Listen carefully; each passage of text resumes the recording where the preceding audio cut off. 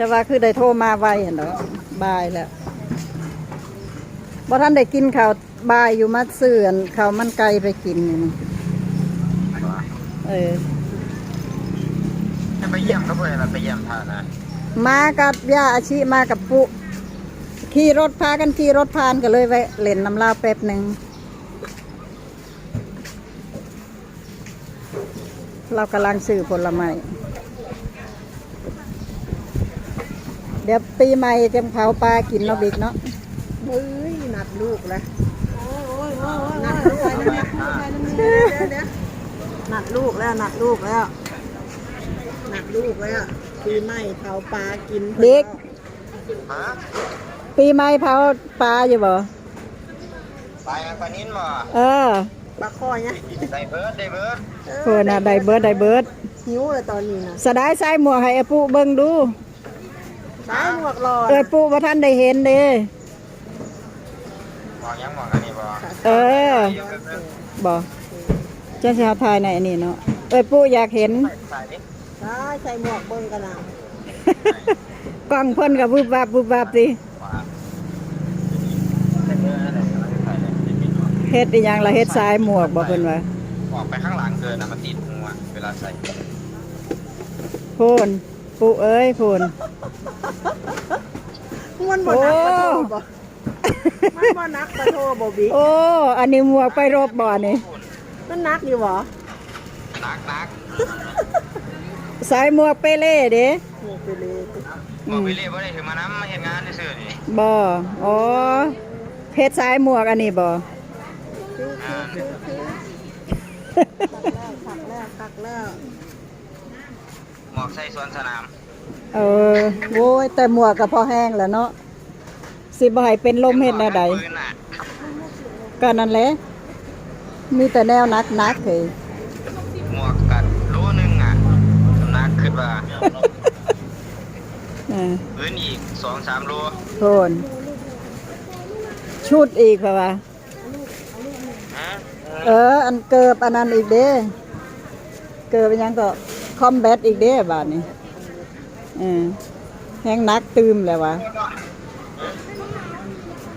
กินข้าวเที่ยงกับหยังบ่ได้ไปกินมื้อนี่เอาบ่อยากพุ่นน่ะบ่อยากแล้ววันหยุดเพิ่นซื้อกินอย่างเดียวถามมากินอยู่เฮือนบิ๊กเอ้ยเงินในบัญชีเหลือ8 บาทถามมากินอยู่เฮือนเงินในบัญชีเหลือ8 บาทกินคือสิได้เงินซื้อกินสอนมื้อนี้จักพวกมาไว้ล่ะบ่เอากินซ้ำนั่นล่ะอดเอามากินอยู่บ้านเฮาพี่มื้ออื่นมื้อฮื้อก็ได้เดินทางแล้วมื้ออื่นมื้อฮื้อล่ะมื้อฮื้อวันที่30ก็ได้เดินทางแล้วมีรถมาหาบ่ล่ะแค่นั้นล่ะจังว่าละเบิ่งก่อนถามเบิ่งหมู่แหละถามเบิ่งหมู่ผู้ใดเขาอยู่ทางวานอนเทื่อเขามีรถไปก็มานำเขาต้องรอข้างหน้าเนาะอย่าไปแก้วเด้อเอาบ่แก้ให้มาเฮ็ดสายหมวกว่าซั่นหมวกสวนสนามเพิ่นอีหยังอันนั้นปุข้าวต้มบ่ข้าวต้มนี่หยังเนาะแดดเนาะมันย้อนแสงเนาะบิ๊กเบิ่งในกล่อง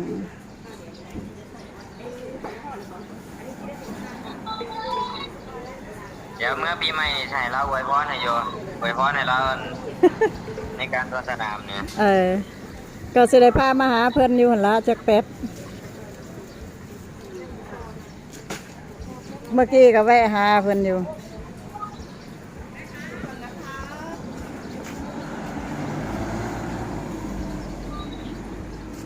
ทายาเราซื้อผลไม้จากเราอยู่สายแม่ละหอดรถแล้วมั้งบ่อ๋อขึ้นรถเรียบร้อยแล้วกินอย่างว่าปุน้ำมะพร้าวบ่ที่แรกเดี๋ยวเป็นตัวอะไรได้สวนสนามนะฮะที่แรกเดี๋ยวเป็นตัวอะไรได้สวนสนามนะตัวอะไรแบบใดตัวสำรองอะไรบ่ได้สวนได้เป็นตัวอะไรนะบ่แก้วตั้งใจเอาแล้วจะได้มาเป็นตัวจริงจะได้เป็นสวนของเขา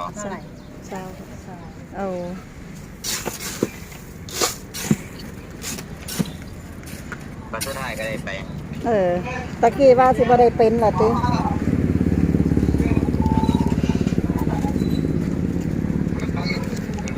ดีละละได้เป็นก็ได้สวนสนามกับว่า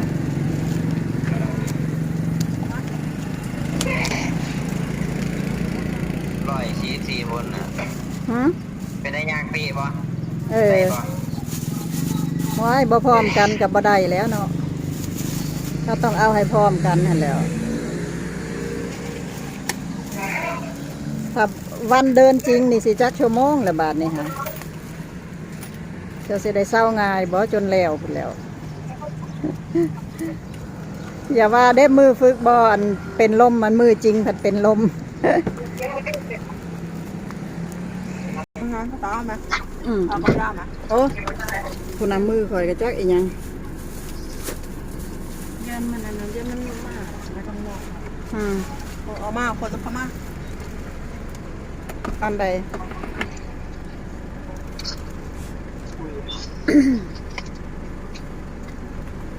มันมีอยู่เด้ส่งบิ๊กแม่เอาให้ไปตั้งแต่ไปพุ่น เมื่อไหร่ครับ ส่งดำส่งกีฬาและส่งอันนั้นแหละเก็บไปให้2-3 ตัวพุ่นได้ อ๋ ล่ะ อยิบใส่เลยใช่ไหม ก็เก็บไปเพื่อนละเทื่อเพื่อนให้ใส่ก็เลยเอาให้ไปนำ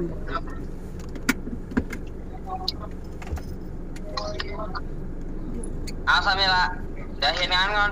เฮ้ เด็ดไปเลย อ่าบายบาย บายพูดบายบายเมย์ ครับเจอกันปีใหม่ ครับผม โอ้ยเอ้ยคนละหา บ่ธรรมดาเด้ติ มาธรรมดา โทรมือละ2 ลบภาษาก็จะเดินไปเอาข้าวนู่นนะคะสั่งข้าวมันไก่ไว้4 กล่องนะคะแล้วก็ก๋วยเตี๋ยวนะคะปุ๊กับย่าก็ไปซื้อที่ถูพื้นนะให้แอดมินป้อมนะคะเพราะว่ามันไม่มีที่จอดรถนะคะก็ต้องมาจอดไว้แล้วก็เดินเอานะคะ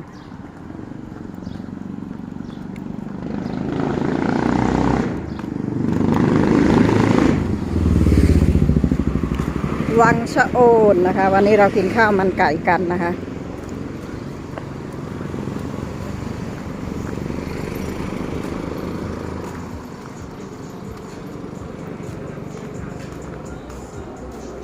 เสร็จหรือยังคะ230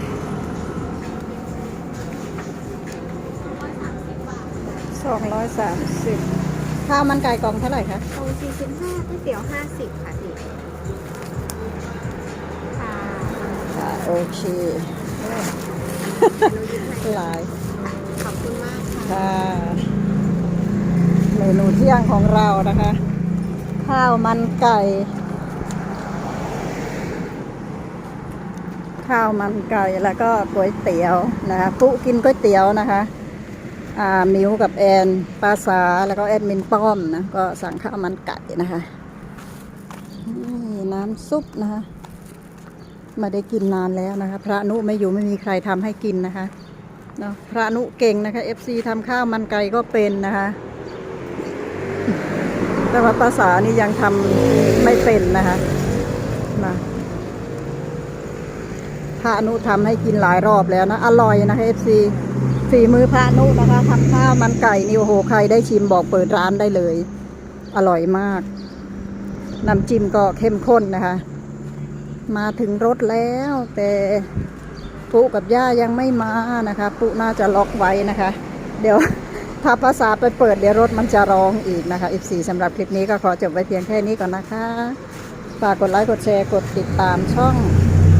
พระนุนะคะแล้วก็ฝากดูคลิปเป็นกำลังใจให้ด้วยนะคะช่วยดูคลิปให้จบไม่กดข้ามด่านโฆษณานะคะดูคลิปอย่างน้อย5 นาทีขึ้นไปนะคะ